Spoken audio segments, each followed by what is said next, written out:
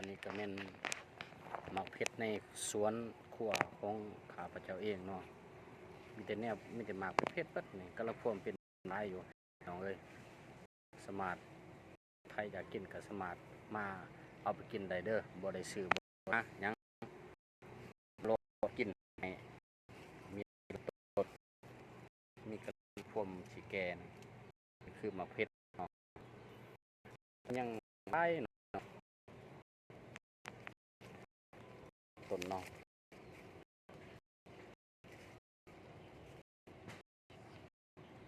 ผักกินอีกมด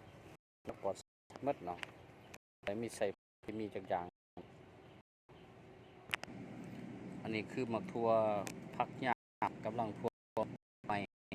ยังบ่ทันนี่มาถ่ายให้พี่น้องที่ได้กันนี่คือการที่กินพวกผักหญ้าแสดงว่าหลายคนเติบเนาะประมาณ800